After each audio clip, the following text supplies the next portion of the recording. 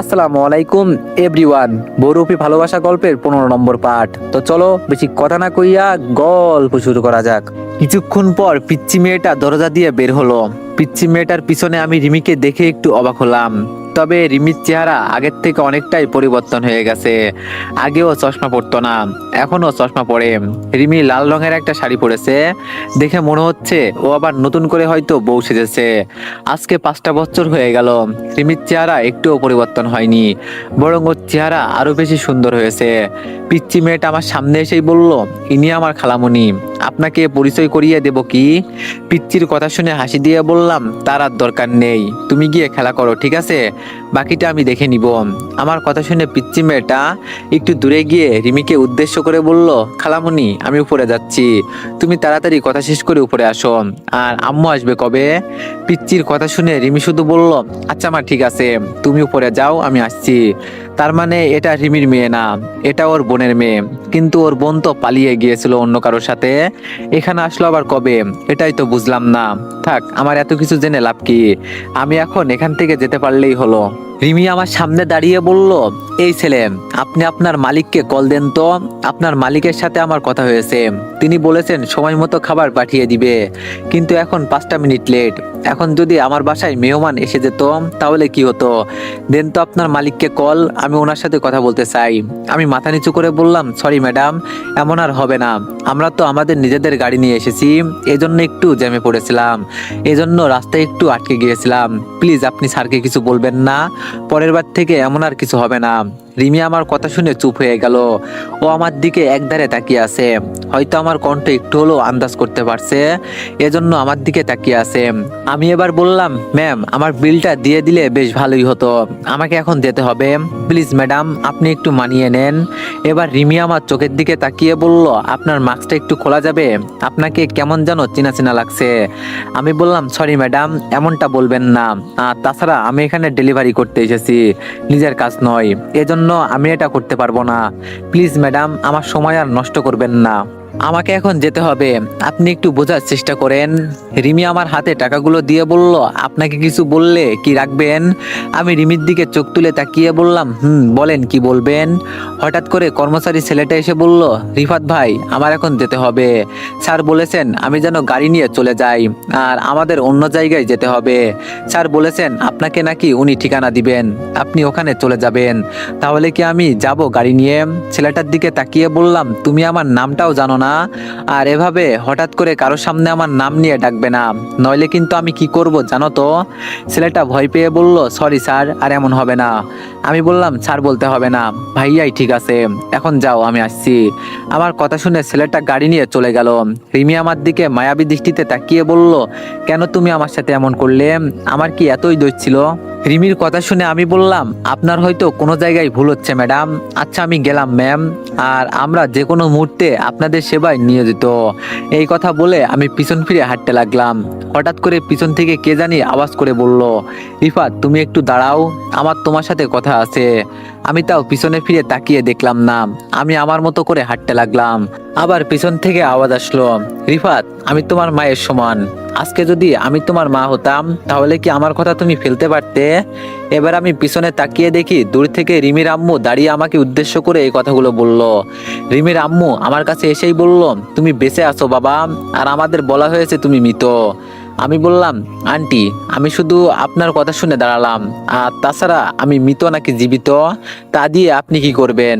আমাকে আমার মতোই থাকতে দেন প্লিজ, আমি তোমার শাশুড়ি, আর আমাকে এখন তুমি আন্টি বানিয়ে ফেললে। আমি বললাম, শাশুড়ি ছিলেন আগে, এখন আপনি আমার মায়ের সমতুল্য, এজন্য আন্টি। রিমির আম্মু আমার কথা শুনে উনি আমার মুখ থেকে মাস্ক সরিয়ে আমাকে জড়িয়ে ধরে কান্না করতে লাগলো। উনি বলতে লাগলেন, আমার তো বিশ্বাসই হচ্ছে না তুমি বেঁচে আছো, তোমাকে এতদিন পর দেখে আমি যে কতটা খুশি হয়েছি বলার বাইরে। রিমির আম্মুকে কোনো মতে ছাড়িয়ে বললাম, আমার অফিসের অনেক কাজ পড়ে আছে, আমাকে এখন যেতে হবে, আমি গেলাম, আর এতদিন পর আপনাকে দেখে আমার খুব ভালো লেগেছে, আজকে আসি, ভালো থাকবেন। এই কথা বলেই আন্টি আমার হাত ধরে বলল, 5 মিনিট ভিতরে আসবে প্লিজ, পরে তুমি চলে যাবে, তোমাকে আটকাবো না। আমি বললাম, আমার কাছে এতটা সময় নেই, আমাকে যেতে হবে। আন্টি বলল, তোমার পা ধরে এখন অনুরোধ করতে হবে, আমি বললাম, এভাবে বলবেন না আন্টি।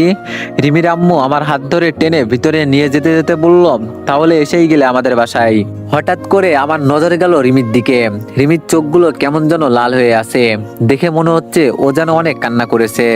আমি ভিতরে গিয়ে সোফায় বসতেই আন্টি বলল, বাবা একটা কথা জিজ্ঞেস করব। আমি বললাম, আপনি কি জিজ্ঞেস করবেন? আমার জানা আছে আন্টি। এই কথাই তো বলবেন যে আমি কেন এই মৃত হবার বাহানা করছি। জানেন আন্টি, আমি আমার গ্রামের এলাকা ছেড়ে পালিয়ে আসছি আমার চাচাতো ভাই বোনের কারণে। ওরা আমার বাবাকে মেরেছে, আমাকেও মেরে ফেলতো যদি আমি ওখানে থাকতাম। এই শহরে পালিয়ে আসছিলাম নিজেকে বাঁচানোর জন্য, কিন্তু আপনার মেয়েকে বিয়ে করে আমার জীবনটাই বরবাদ হয়ে গেল। বারবার শুধু মরতে মরতে বেঁচে যাই। খুব করে আপনার মেয়েকে আমি ভালোবাসতাম, কিন্তু অন্য কারোর সাথে রিলেশনশিপে ছিল, এজন্য আমি ওর পিছু ছেড়ে দিয়েছি।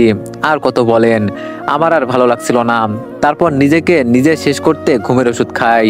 এরপরও আমি বেঁচে গেলাম, আর আপনাদের হাত থেকে আবার নতুন করে বাঁচতে নিজেকে মৃত ঘোষণা করলাম। জানেন আন্টি, আমার এই কষ্টগুলো আর সহ্য হচ্ছিল না। কি করব বলেন? আমার কথা শুনে আন্টি গিয়ে রিমির চুল ধরে রিমির গালে জোরে জোরে চড় দিতে লাগলো, আর বলতে লাগলো, আজকে থেকে তুই আমার মেয়ে নয়। তোর কারণে এই ছেলে বেঁচে থেকেও নিজেকে মৃত বলেছে। আজকে থেকে তুই আমার মেয়ে না। তুই কোথায় যাবি যা। যেই দিন থেকে তুই তোর পুরাতন স্বামী নিয়ে আসবি এই বাসায়, সেই দিনের পর থেকে তুই এই বাসায় জায়গা পাবি। এখন আমার বাড়ি থেকে বের হয়ে যা। পরিস্থিতি এইরকম খারাপের দিকে যেতে লাগলো। এজন্য আমি উঠে রিমির আম্মুকে আটকে বললাম, প্লিজ আপনি এইসব বাদ দেন তো। ও এখন বড় হয়েছে, ওকে এভাবে মারা ঠিক হবে না। আন্টি সোফার এক কোনায় বসে কান্না করতে করতে বলল, এই দুইটা মেয়েই আমার সবকিছু।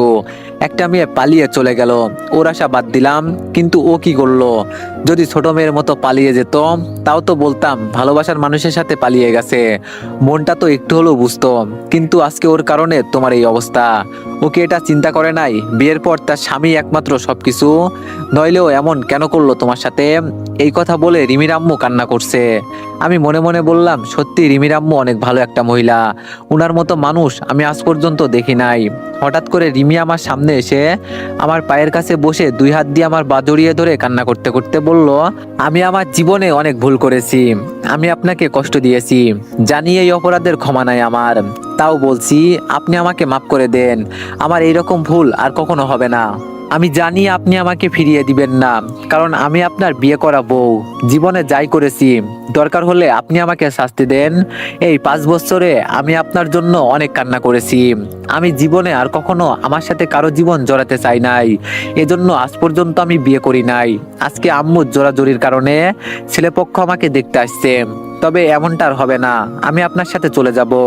আপনি আমাকে যেখানে নিয়ে যাবেন আমি সেখানেই থাকব। আপনাকে পেয়েও আমি হারিয়ে ফেলি, কিন্তু আজকে আমি আর আপনাকে ছাড়বো না।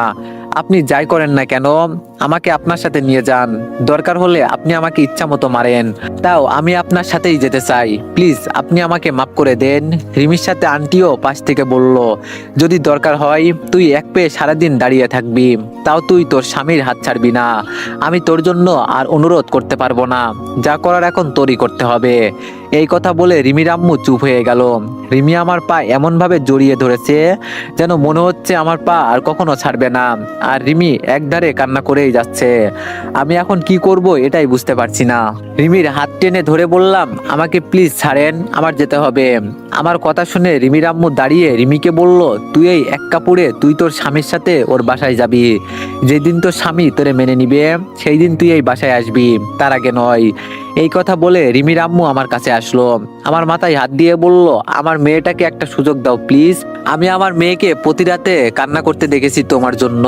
বিশ্বাস না হলে তুমি ওর রুমে গিয়ে দেখো, এখনো তোমার একটা ছবি ঝোলানো আছে ওর রুমের সামনে। ওই ছবির দিকে তাকিয়েও খুব কান্না করে। প্লিজ বাবা, আমার মেয়েকে মেনে নাও, আমি তোমার কাছে হাত জোর করে বলছি। এই কথা বলে রিমির আম্মু ভিতরে চলে গেল। আমি এখন কি করব বুঝতে পারছি না। রিমি আমার পা যে জড়িয়ে ধরে আছে, তা ছাড়ার আর কোনো নামগন্ধই নাই। আমি এবার বললাম, রিমি প্লিজ তুমি আমার পা ছাড়ো বলছি। রিমি কান্না করতে করতে বলল, তার আগে বলেন আপনি আমাকে আপনার সাথে নিয়ে যাবেন। আমাকে বউয়ের মর্যাদা দিতে হবে না, দরকার পড়লে আমি আপনার বাসায় কাজ করব। শুধু চাকরি করার সুযোগ দিবেন আপনি, আর কিচ্ছু লাগবে না। আমি আপনার সাথে যেতে চাই, আমাকে নিয়ে যান প্লিজ। আমি বললাম, আচ্ছা আগে আমার পা ছাড়ো বলছি। রিমি বলল, আপনি আমাকে ফেলে চলে যাবেন পরে। এবার আমি ধমক দিয়ে বললাম, এই তোমাকে বলছি না আমার পা ছাড়তে। রিমি আমার পা ছেড়ে দাঁড়িয়ে থেকে কান্না করছে। হঠাৎ করে আন্টি এক গ্লাস আমার হাতে দিয়ে বলল, নাও বাবা, একটু পানি খেয়ে নাও আগে। আর একটা কথা, তোমার বউ তোমার সাথে নিয়ে যাও, ওর আর আমার বাসায় কোনো জায়গা নেই। আমি পানি খেয়ে রিমির আম্মুর হাতে গ্লাসটা দিতেই পিচ্চি মেয়েটা দৌড়ে এসে বলল, খালামণি, ছেলেপক্ষ এসে গেছে তোমাকে দেখার জন্য। আর তুমি কান্না করছো কেন? পিচ্চির মুখে কথাটা শুনে আমি বললাম, দোয়া করি আপনার মেয়ের জীবন সাথী যেন ভালো হয়, আমি গেলাম এখন। রিমি ধপ করে আমার হাত ধরে বলল, আমি আর ভুল করতে চাই না, আমি তো ছেলেপক্ষকে এখানে আসতে বলি নাই। আম্মু বলছে আমি আপনার সাথে যাব, আমাকে এখন মারলেও আমি আপনার হাত ছাড়বো না। আন্টি আমার দিকে তাকিয়ে হাসি দিয়ে বলল, ওদের আমি বাইর থেকে বিদায় করে দিচ্ছি। তা জামাই, তুমি থাকবে নাকি চলে যাবে? মনে মনে বললাম, কোথায় যে এসে ফেসে গেলাম এটাই বলতে পারছি না। আমি কোনোভাবেই রিমির হাত ছাড়াতে পারছি না। শেষে কোনো উপায় না দেখে বললাম, ঠিক আছে, তুমি আমার সাথে চলো, তবে কোনো ঝামেলা করবে না। যদি আমার মতো চেঞ্জ হও তো পরে এই বিষয়ে চিন্তা করব। রিমি আমার হাত ছেড়ে বলল, এখন চলেন, আমি এখনই আপনার বাসায় যাব। আমি বললাম, আগে কাপড় চেঞ্জ করে আসো যাও। রিমি বলল, না না, আমি আর কোথাও যাব না, আপনি পালিয়ে যাবেন। পাশ থেকে পিচ্চি মেয়েটা বলল, খালামণি, আপনি এখন কোথায় যাবেন? রিমির আম্মু ভিতরে এসে বলল, তোমার খালামণি এখন তোমার আঙ্কেলের সাথে যাবে, আর ইনি হলো তোমার আঙ্কেল। পিচ্চি মেয়েটা আমার দিকে তাকিয়ে বলল, সত্যি আপনি আমার আঙ্কেল? পিচ্চি মেয়েটাকে বললাম, মামুনি, এইসব তোমাকে পরে বলবো, এখন আমাকে যেতে হবে। আর আন্টি, রিমির আম্মু রেগে বলল, আন্টি মানে আমি তোমার কি হই? আমি বললাম, সরি আম্মা। রিমির আম্মু হাসি দিয়ে বলল, সরি বলতে হবে না। আর এই পিচ্চি মেয়েটা হলো আমার ছোট মেয়ের একমাত্র মা। ওকে আমি মেনে নিতে চাই নাই, কিন্তু ওর দিকে তাকিয়ে আর পারলাম না। আমি আর কিছু বললাম না, শুধু বললাম, আচ্ছা আমাকে এখন যেতে হবে। আর আমি রিমিকে, আন্টি বলল, রিমি, জামাই কি বলল শুনলি না তুই? ওর পিছনে পিছনে যাবি, ও যদি তোরে মেরেও ফেলতে চাই, দরকার পড়লে তুই মরবি। আমি যে এখন রিমির আম্মুকে কি বলবো এটাই বুঝতে পারছি না। এইদিকে রিমি এখন আমার পিছু ছাড়বে না। বিপদ কি আর একদিক দিয়ে আসে? সব দিক দিয়ে বিপদ আসে। রিমিকে আমি নিতে চাই নাই, কিন্তু ও আমার পা যেভাবে জড়িয়ে ধরে কান্না করছে, কি করব? তবে ওকে নিয়ে যাই, যদিও আগের থেকে পরিবর্তন হয় তাহলে ওকে রাখতে পারি, নইলে আবার বিদায় করে দিব। আমি রিমিদের বাসা থেকে বের হলাম। রিমি আমার পিছনে পিছনে আসছে। বাইরে গিয়ে একটা অটোতে বসতেই রিমি এসে আমার পাশে বসে পড়লো। ওকে বলেছিলাম কাপড় চেঞ্জ করে হাত মুখ ধুয়ে আসতে, ও আমার কথাটাই শোনে নাই। আমি পকেট থেকে রুমালটা বের করে রিমির হাতে দিলাম। রিমি আমার হাত থেকে রুমালটা নিয়ে ওর মুখ মুছতে লাগলো। আমি কিছুক্ষণ পর রিমিকে প্রশ্ন করলাম, তারপর রিমি, তোমার বয়ফ্রেন্ডের খবর কি? ও কি তোমাকে বিয়ে করতে আবার আসছিল নাকি? নাকি আমি মেরে ফেলেছি বলে তোমার মন খারাপ? একটা কথা জেনে রাখো, তুমি সব সময় আমার কাছে একদম মুক্ত। তুমি যদি চাও আমি তোমাকে ডিভোর্স দিতে পারি। এখন আর তোমার উপর আমার কোনো রকম মায়া হয় না। জীবনে আর কখনো বিয়ে করব না, আমার একদম উচিত শিক্ষা হয়ে গেছে। রিমি মাথা নিচু করে বলল, আপনার মৃত্যুর খবর শুনে আমি 3 দিন রুমের ভিতরে বন্দি ছিলাম। এই 3 দিনে আমি কিছু খাই নাই, বেহুশ হয়ে রুমে পড়েছিলাম। পরে আম্মু আর ছোট বোন আমাকে বুঝিয়েছে যে মরলে আর কি হবে, আপনি তো আর ফিরে আসবেন না। নিজেকে একরকম রুমের ভিতরে বন্দি করেই ফেলেছিলাম। চাকরি তো বাদই দিয়ে দিয়েছিলাম, কিন্তু আম্মুর কারণে আবার চাকরিতে গেলাম। তবে আমি প্রতিজ্ঞা করেছিলাম যে আপনি যেখানে আমার স্বামী হয়ে থাকতে পারেন নাই, সেখানে আমি অন্য কাউকে বিয়ে করব না, সারা জীবন একা একাই কাটিয়ে দিব। এজন্য আজ পর্যন্ত বিয়ে করি নাই। তবে আম্মু আমাকে আজকে জোর করেছে, কিন্তু আমি বিয়ে করব না কখনো। তবে আজকে আপনাকে দেখে আমার বিশ্বাস হয় নাই যে আপনি বেঁচে আছেন। আমি এখন সিদ্ধান্ত নিয়েছি, দরকার হলে আমি আপনার পায়ের কাছে পড়ে থাকবো, তবুও আমি আপনাকে ছেড়ে যাব না। আমার জীবনে কেউ নেই একমাত্র আপনি ছাড়া। আমি অনেক ভুল করেছি আপনাকে কষ্ট দিয়ে, আপনার মন কখনো আমি বুঝি নাই, কিন্তু আপনি হারিয়ে যাওয়ার পর আমি বুঝতে পারছি আপনি কি ছিলেন আমার জীবনে। আমি মনে মনে বললাম, তাহলে কি রিমি আবার ভালো হয়ে গেল নাকি? সত্যি রিমি আগের থেকে অনেকটাই পরিবর্তন হয়ে গেছে, যেটা আমি ভাবতেও পারি নাই। অটো নিয়ে সরাসরি রিয়াদের বাসার সামনে চলে গেলাম। অটো থেকে নেমে সামনের দিকে হাঁটতে লাগলাম, আর এইদিকে রিমি আমার পিছনে পিছনে আসছে। দরজার সামনে গিয়ে কলিং বেল বাজাতেই আন্টি এসে দরজা খুলে দিল। আন্টি আমাকে দেখে প্রশ্ন করলো, আরে রিফাত যে, এতদিন পর কি মনে করে আমাদের বাসায়? আমি বললাম, আরে আন্টি, আপনি কি যে বলেন, এমনি এই রিয়াকে দেখতে এলাম। রিয়া কি বাসায় আছে? আন্টি বলল, আছে তো, ও হয়তো ঘুমাচ্ছে। আমি বললাম, ওকে একটু ডেকে দিবেন আন্টি। আন্টি আমার কথা শুনে বলে রিমির দিকে তাকিয়ে বলল, এই মেয়েটাকে আগে কোথায় যেন দেখেছি মনে হচ্ছে, কিন্তু কোথায় যে দেখেছি এটাই বলতে পারছি না। আমি রিমির দিকে তাকিয়ে হাসি দিয়ে বললাম, ও আমার বিয়ে করা বউ আন্টি, ওকে তো কখনো বাসায় নিয়ে আসি নাই, দেখবেন কি করে। আন্টি আবার বলল, তুমি আবার বিয়ে করলে কবে? আমি বললাম, আপনার মেয়ে সবকিছু জানে, ওকে একটু ডেকে দেন না আন্টি। আন্টি আচ্ছা বলে ভিতরে চলে গেল। আমি পিছন ফিরে রিমির দিকে তাকাতেই ও আমার দিকে তাকিয়ে মাথা নিচু করে দিল। রিমির এই ব্যবহার দেখে আমার একটু ভালোই লাগলো। যাক, ও একটু হলেও তো আমাকে সম্মান করে। হঠাৎ করে রিয়া একটা বাচ্চা কোলে করে আমার দিকে আসতে লাগলো। দূর থেকে আমি রিয়াকে দেখে সালাম দিয়ে বললাম, কিরে রিয়া, তুই কেমন আছোস? রিয়া আমার সালামের জবাব দিয়ে বলল, এই তো মোটামুটি ভালো আছি, তবে আজকে তোরে দেখে আমার অনেক ভালো লাগছে। আমি বললাম, এই বাচ্চাটা কি তোর? রিয়া হাসি দিয়ে বলল, আমার। আমি বাচ্চাটা কোলে নিয়ে বললাম, বা তোর মেয়ে তো ভালোই সুন্দর আছে, একদম তোর মতোই, কিন্তু তুই বিয়ে কবে করলি? রিয়া বলল, এই তো তুই চলে যাওয়ার 1 বছর পরেই বিয়ে করছি। আমি বললাম, তা উনি কোথায়? রিয়া বলল, আর বলিস না, আমার উনি এখন ঘুমাচ্ছে, সারাদিন শুধু ঘুম আর ঘুম, ডেকে দিব কি? আমি বললাম, না না, তার আর দরকার নেই। রিয়া আমার কাছ থেকে ওর মেয়েকে নিয়ে বলল, তা তোর কি অবস্থা? আমি দরজার কাছে ইশারা করে বললাম, দেখ ওখানে কে দাঁড়িয়ে আছে। রিয়া দরজার সামনে রিমিকে দেখে আমাকে প্রশ্ন করলো, ওকে আবার কবে ফিরিয়ে নিলি? আর রিমি তো জানে তুই মৃত। আমি বললাম, সে অনেক কাহিনী রে, আমি মানতে চাই নাই, কিন্তু কি আর করব, ওর আম্মুর অনুরোধে নিয়ে আসলাম। রিয়া বলল, ও তোর সাথে কি করেছে মনে নাই? আমি বললাম, তুই আগে শোন, ওকে কেন আমার সাথে নিয়ে আসছি। রিয়া বলল, ঠিক আছে বল শুনি। আমি আবার রিমির সম্পর্কে সবকিছু বললাম। সব শুনে রিয়া বলল, তাহলে কাজটা তুই ঠিকই করলি, এতদিন যদি রিমি তোর সাথে থাকতো, তাহলে আমার মতো তোরও একটা বাবু থাকতো। আমি বললাম, আমি তো ওকে মেনেই নিয়েছিলাম, কিন্তু ওর পাগলামোর কারণে ওকে রেখে গেছি। আন্টি 1 গ্লাস পানি আমার হাতে দিয়ে বলল, নাও বাবা, পানি খেয়ে নাও, এমনি এত দূর থেকে আসলে। আমি আন্টির দিকে তাকিয়ে বললাম, সকালে শুধু নাস্তা খেয়ে বের হয়েছিলাম, আর কিছু খাই নাই, পেটের খিদায় হাঁটতে পারছি না, আর আপনি শুধু পানি দিলেন। রিয়া ওর বাচ্চাটা ওর আম্মুর কাছে দিয়ে বলল, তুই 1 মিনিট এখানে বস, আমি তোর জন্য খাবার নিয়ে আসছি। আমি রিয়ার হাত ধরে বললাম, তুই এখানে বস, তোর আর কষ্ট করতে হবে না, আমি এখন শ্বশুর বাড়িতে যাব, এখানে গিয়ে খাবো।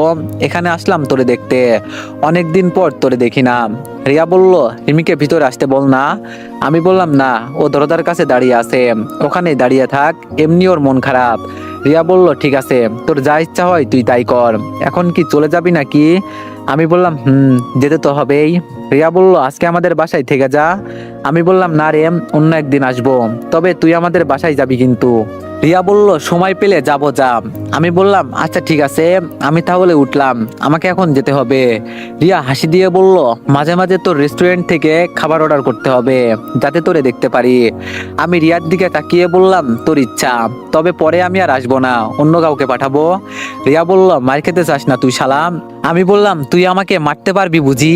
রিয়া বলল, হয়েছে হয়েছে, তোর আর কিছু বলতে হবে না, এখন তুই আমার বাসা থেকে তাড়াতাড়ি বের হ বলছি। আমি বললাম, যদি না যাই তাহলে তুই কি করবি? রিয়া বলল, পুরাতন সবকিছু পুড়িয়ে ফেলেছি, নইলে দেখতি তোর কি অবস্থা করতাম। আমি হাসতে হাসতে সামনের দিকে যেতে যেতে বললাম, আবার কোনোদিন আসবো রে রিয়া তোর বাসায়। পেছন থেকে রিয়া বলল, আজকেলই 5 বছর হলো, তবে দরকার পড়লে আরো 5 বছর পরে আয়, সমস্যা নেই, কিন্তু তোর কোলে যেন একটা বাচ্চা থাকে, আমি সেটাই দেখতে চাই। রিয়ার কথা শুনে রিমি কেমন যেন লজ্জা পেল, রিমির মুখটা একদম লাল হয়ে গেল। দরজা দিয়ে বের হতেই রিমি আমার পিছনে পিছনে হাঁটতে লাগলো। হঠাৎ করে রিমি বলল, আপনি সকাল থেকে কিছু খান নাই, প্লিজ আমাদের বাসায় চলুন, আপনি যাই বলবেন আমি তাই করব, প্লিজ আপনি আমাদের বাসায় চলুন। আমি পিছন ফিরে রিমির দিকে তাকিয়ে বললাম, কি করব তোমাদের বাসায় গিয়ে? তুমি আমার কে বলো তো? আবার তো সুযোগ পেলে আমাকে তুমি মেরে ফেলবে, কি লাভ বলো তোমার উপর আবার নতুন করে মায়া বাড়িয়ে? আমি তো তোমাকে অনেক ভালোবাসি, কিন্তু তুমি বুঝবে না, আমি মরলেই তো তোমার ভালো, তাই না বলো? আমার কথা শুনে রিমি কান্না করতে লাগলো, ওর চোখ থেকে টপ টপ করে পানি পড়ছে। মনে মনে বললাম, এই যা, কি বলতে কি বলে ফেলেছি, এটা বলা আমার ঠিক হয় নাই। বেচারি আমি আসার পর থেকে দাঁড়িয়ে আছে। আমি তাড়াতাড়ি রিমির কাছে গিয়ে ওর হাত ধরে বললাম, এই কান্না বন্ধ করো বলছি। রিমি কান্না করতে করতে বলল, আমি কান্না করলে আপনার কি? আপনি তো মনে করেন আমি আপনার শত্রু, আপনি কেন বুঝতে চান না আমি আর আগের মতো নাই? এখন প্রতি রাতে আপনার জন্য কান্না করি। যদি আমি এতটাই খারাপ হতাম তাহলে আজকে আমি বিয়ে করে নিতাম, আপনার ছবি রুমে রেখে আপনার জন্য কান্না করতাম না। ভালোবাসি আপনাকে, ভুল তো অনেকবার করেছি, কিন্তু আর ভুল করতে চাই না। আমি এখন আমার স্বামীর জন্য সবকিছু করতে পারি। আমার কাছে আমার স্বামী আমার সবকিছু। রিমির কথা শুনে আমার মনটা একটু খারাপ হয়ে গেল। আমি ওর সাথে এই কথাগুলো না বললেও পারতাম। আমি 2 হাত দিয়ে ওর চোখের পানি মুছে বললাম, সরি, আমার ভুল হয়ে গেছে, আর কখনো এইসব কথা বলবো না। রিমি আমার দিকে তাকিয়ে কান্না মিশ্রিত একটা হাসি দিয়ে বলল, আপনি আমার সাথে কথা বলেছেন, এটাই অনেক, আপনাকে সরি বলতে হবে না। আমি বললাম, আচ্ছা এখন চলো তোমাদের বাসায় যাই। রিমি বলল, আমাকে ফেলে চলে যেতে চান না? আমি বললাম, এই মেয়ে এত বেশি বোঝো কেন, আমি এখনো কিছু খাই নাই, আমার খেতে হবে। রিমি বলল, আচ্ছা ঠিক আছে, তাহলে তাড়াতাড়ি চলেন। রিমি বলল, আসো। আবার একটা অটো নিয়ে রিমিদের বাসার সামনে নেমে গেলাম। বাসার সামনে নামতেই রিমি বলল, আমি কি আপনার হাতটা একটু জড়িয়ে ধরতে পারি? রিমির এই কথাটা শুনে আমার একটু মায়া লাগলো। আমি রিমির হাত ধরে ওর গালে ছোট করে একটা চুমু দিয়ে বললাম, তোমার উপর রাগ করে থাকতে পারি না জানো রিমি, তোমার চেহারা দেখলেই আমি সবকিছু ভুলে যাই। আমি যে খুব করে তোমাকে চাই, কিন্তু তুমি। রিমি আমার হাতের উপর ওর ঠোঁট লাগিয়ে বলল, এই জীবন থাকতে আমি আপনার সাথে আর কখনো বেইমানি করব না। যেই দিন দেখবেন আমি আপনার সাথে এমন কিছু করেছি, সেই দিন আপনি আমাকে মেরে ফেলবেন। রিমি আমার হাত ধরে সরাসরি ওদের বাসার ভিতরে নিয়ে গেল। শাশুড়ি আর রিমির ছোট বোন সোফায় বসে টিভি দেখতেছিল। হঠাৎ করে আমাকে আর রিমিকে এই অবস্থায় দেখে শাশুড়ি দাঁড়িয়ে গেল। তো এভরিওয়ান, নেক্সট পার্টের জন্য সবাই একটু বেশি বেশি লাইক আর কমেন্ট করে দিও। ধন্যবাদ।